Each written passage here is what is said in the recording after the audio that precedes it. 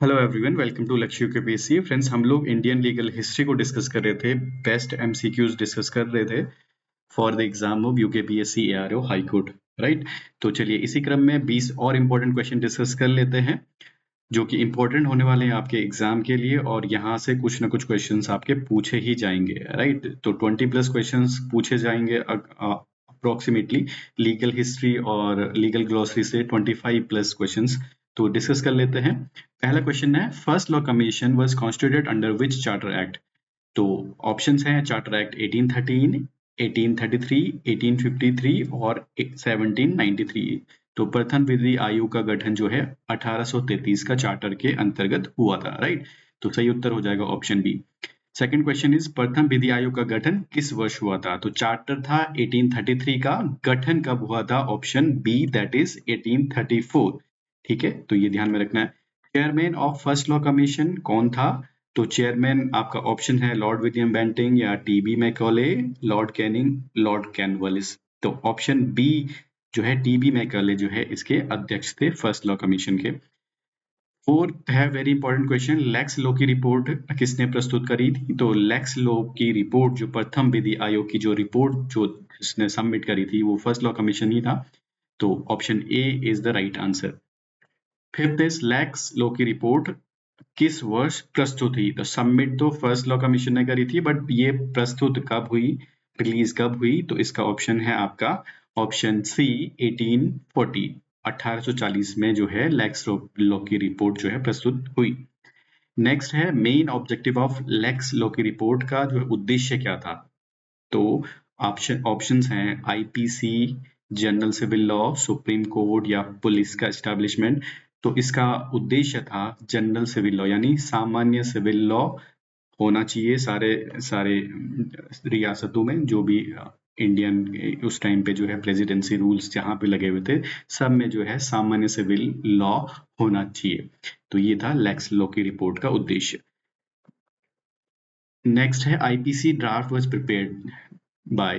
तो आईपीसी का जो इंडियन पिनल कोड था उसका मसौदा किसने तैयार करा था। तो ऑप्शन बी, मैकाले और फर्स्ट लॉ कमीशन ने इसका ड्राफ्ट तैयार करा था। नेक्स्ट क्वेश्चन है, आईपीसी ड्राफ्ट या मसौदा जो है किस वर्ष तैयार हुआ। तो ऑप्शन है 1837, 1840, 1853 या 1860।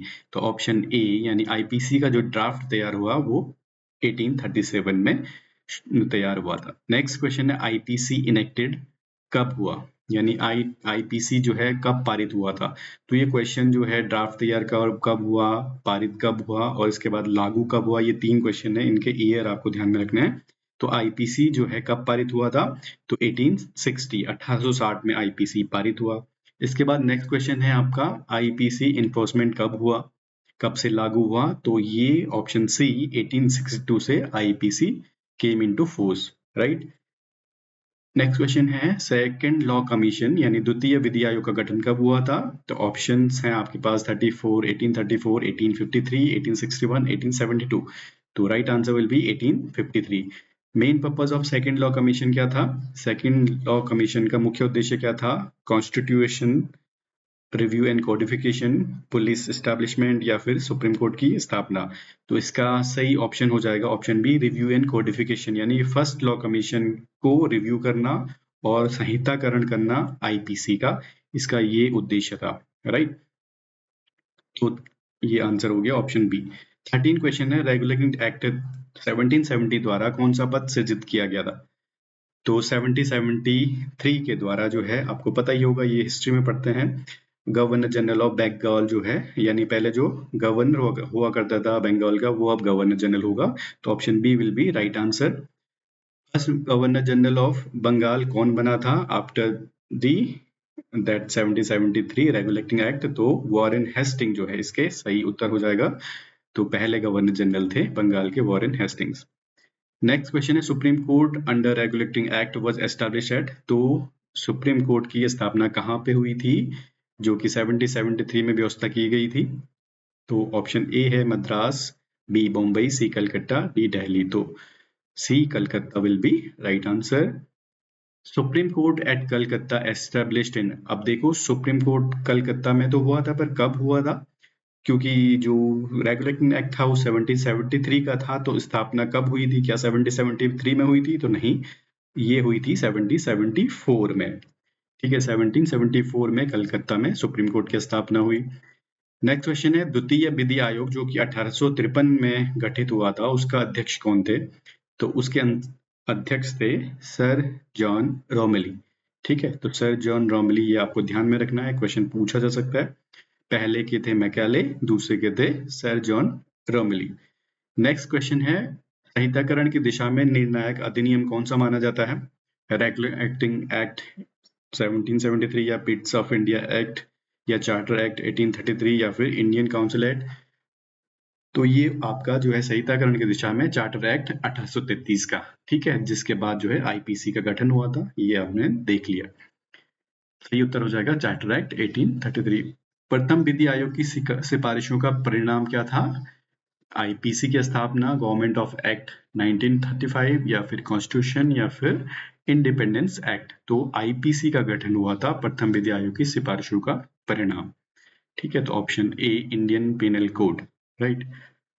नेक्स्ट है वेरी वेरी इंपॉर्टेंट, राजा नंद कुमार केस 1775 को किस नाम से जाना जाता है?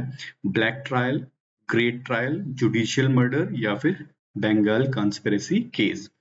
तो इसका सही उत्तर हो जाएगा ऑप्शन सी, जुडिशियल मर्डर के नाम से जाना जाता है राजा नंद कुमार केस। और उस टाइम का जो है एक भ्रष्टाचार के लिए एक बहुत बड़ा जो है एक केस है ये, जिसमें जो है राजा नंद कुमार जो है उस टाइम के जो गवर्नर जनरल हैं यानी वॉरेन हेस्टिंग्स, उन पे इल्जाम लगाया जाता है भ्रष्टाचार का, बट सजा दी जाती है राजा नंद कुमार को और उनको फांसी हो जाती है। तो इसको जुडिशियल मर्डर के नाम से भी जाना जाता है, राइट। तो आपको ये इंपॉर्टेंट केस है, तो यहाँ ध्यान में रखना है। चलिए फिर मिलते हैं अगले वीडियो में, आप बने रहिए, पढ़ाई करते रहिए। Thank you so much for watching this video. Best of luck. Thank you.